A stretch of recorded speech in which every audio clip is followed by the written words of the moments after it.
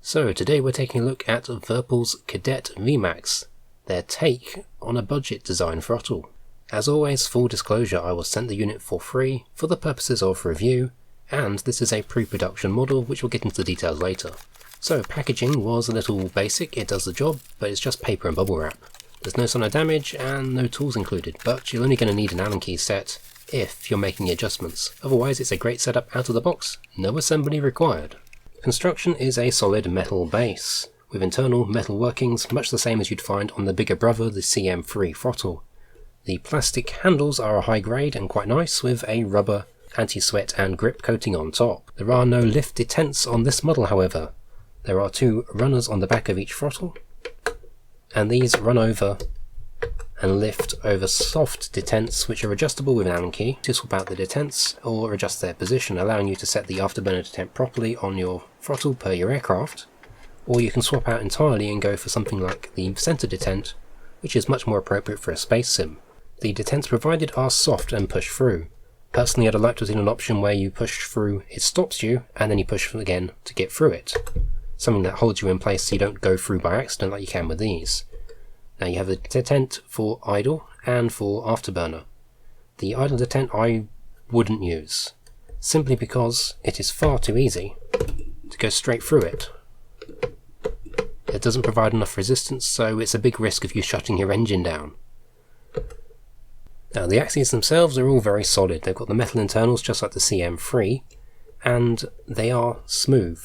They have absolutely no play in them, and they have no stiction, there's no graininess, no issues there. It is, as you would expect from Virpil, totally smooth.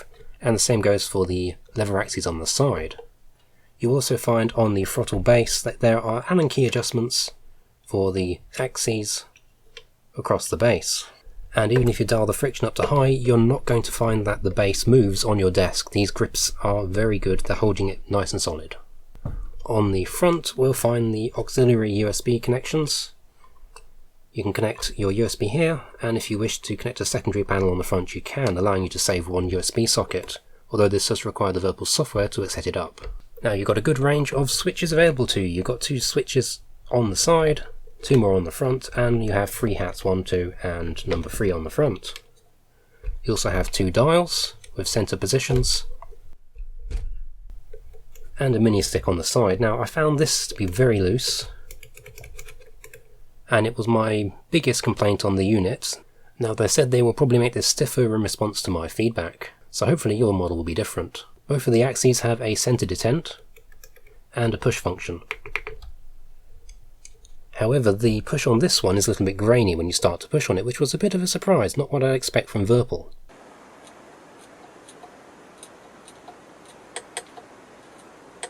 On the sides we've got the second issue that comes with my pre-production model, which is the hats. Now I complained about this to Virpil and they told me these are going to be replaced with something a little nicer, but of course I can't tell you what they're going to be like. Trouble with these ones is there's too much play. You can wobble it around a whole bunch with nothing happening, no button activation. It doesn't feel terribly great. But that shouldn't be the case on yours. Unfortunately I can't tell you what the switches on the final version will be like, which is frustrating for me as a reviewer. Alongside we also have the Slew control. Now this is a nice simple mini stick, it works really well, it's just the same as a Xbox or PlayStation stick. It is canted a little bit forwards unfortunately, so up is not necessarily up. Particularly if you're at the military power position, that is up, that is forwards. I would have much rather we had this orientation when we were at the military power, but otherwise it's not too bad, it just takes a little bit of getting used to. Ergonomically you've got a lot of controls at your fingertips and it's easy to transition to each position without any real challenge. You've got the hat on the front as well and the 2 buttons, and this here is the only one you have to move. Now thankfully it works really nicely just with the palm of your hand, you can just slide across there nice and easy. There's no real challenge there, and you can even reach the pinky switch without having to exert yourself too much. It's a nice shape, in fact it's a nice more ergonomic shape than you'll find on the CM3. It's got this nice curvature to it so it follows your hand. So there's no discomfort or anything to worry about that, even when you're making repeated rapid corrections or using it for a long time. It sits comfortably in your hand and is very comfortable to hold. Now Virpil rate the unit as 5 stars for fixed wing, and I'm going to have to disagree there. It's just fine for, say, a warbird or a general aviation, but once you get into combat fighter jets it starts to see a few problems. The first is the detents. Yes, you've got them, but the idle detent is you just push through it by accident, so I wouldn't use that as a function. And the forward detent, whilst it works, I want that solid stop and then push through. But the other factor is there is no air brake switch. Now the air brakes on a jet can take, say, 5 seconds to fully retract, which is why, if we look at the throttle of a Hornet here, the forward position is not a momentary, it's in fact a toggle switch. So when you want to extend, you have to hold it. When you want it to stop, you release, and push it forward to retract, so you don't have to think about it or hold the switch. So you can imagine how if you were to bind the air brake here, and you have to press and hold the button to retract your air brake, which is a little bit annoying.